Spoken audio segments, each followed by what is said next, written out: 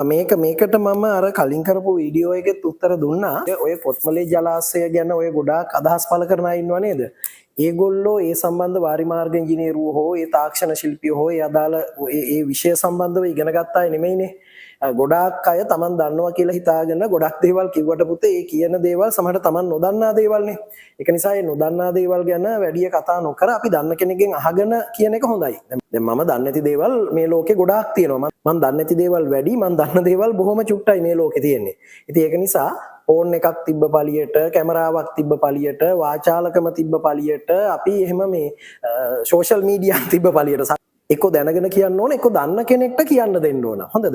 ඔය සයිරන්ස් එක විනාඩි 10කට කලින් ගහන්නේයි කියලා හුවනේ. විනාඩි 10කට කලින් කියන්නේ මේ වගේ ලොකු එකපාර ඇතිවන විශේෂ ගම් වතුර තත්වයක් ගැන හිතලා නෙමෙයි ඔය සයිරන්ස් ප්ලෑන් කරලා තියෙන්නේ. මේක ඇවිල්ලා මහා මේ සුනාමියක් වගේ මහා විශාල දැවැන්ත ජල පහරක්නේ.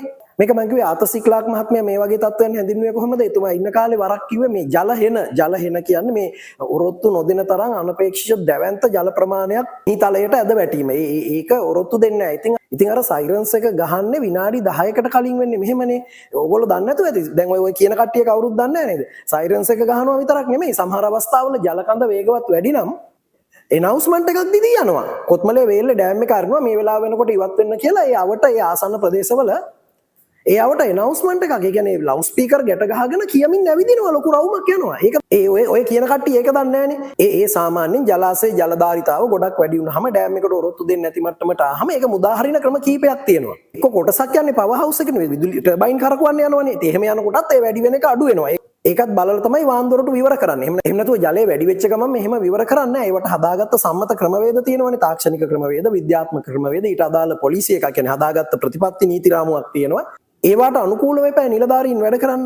එතකොට විනාඩි 10කට කලින් සයිරන්ස් එක ගහනවා කියන එකේ තේරුම ඔය මේ වගේ දැවැන්ත වතුර පාරක් ඇවිල්ලා ඊට ගොඩාක් පල්ලෙහා ගම්පල ගෙලියෝ නුවර දක්වා යට වෙන එකක් වළක්වන්න නෙමෙයි සයිරන්ස් එක ගහන්නේ. එහෙම එච්චර තත්වයන් හිතන්න තිබ්බේ ඔය වගේ ජලාශ එහෙනම් හදන්න කලින්, ඔයිට කලින් කඳු මුදුන් වල විශාල සංවර්ධන ක්‍රියාවලීන්ට ගන්න කලින්. හරිද? ඒ සයිරන්ස් එක ගහන්නේ ඒ මොහොත වෙනකොට, ඒ ආසන්න මොහොතේදී ගංගා අයිනේ රෙදි හොද ඉන්නවා, නනා ඉන්නවා, ට්‍රිප් ගියවුන් අයිනේ වාඩි වෙලා බිබී ඉන්නවා, ආතල් එකේ මේ ලෝකේ 100ක් නැතුව අයිනික වැඩ කටයුතු වලට ගංගා අයිනට යනවා, ගඟේ බහැලා ඉන්නවා. අන්න ඒ කට්ටියට විනාඩි 10ක් ඇතුළත ගොඩට වෙන්න, ඉවතට යන්න ඒගොල්ලොන්ගේ ආරක්ෂාව ගැන හිතලා තමයි විනාඩි 10කට කලින් සයිරන්ස් එක ගහන්නේ. ඒක පැය භාගයකට කලින් ගහන්න බෑනේ, මෝඩ කතා කියන්න එපා. හරිද? ඒක පැය භාගයකට කලින් ගැහුවාම ඊට පස්සේ වෙන මිනිස්සු දන්නේ නැහැනේ සයිරන්ස් එක ගැහුවා. දැන් අපි ට්‍රිප් එකක් යනවා. අපි කොත්මලේ ඔය ගාව නාන්න සෙට් වෙනවා. අපි දන්නේ නැහැ මීට පැය භාගයකට කලින් සයිරන්ස් ගැහුවා කියලා. අපි මොකද කරන්නේ? ඇවිල්ලා ආතල් එකේ නනා ඉන්නවා. පැය භාගයකට කලින් ගහපු එක මිනිස්සුන්ට මතකත් නැහැ, දන්නෙත් නැහැ, හුන් නැති අය ඉන්නවා, පස්සේ ගඟ අයින්නට ආපු අය ඉන්නවා. අපේ කට්ටියත් මොකද කරන්නේ? හොඳට බහැලා නනා ඉන්නවා.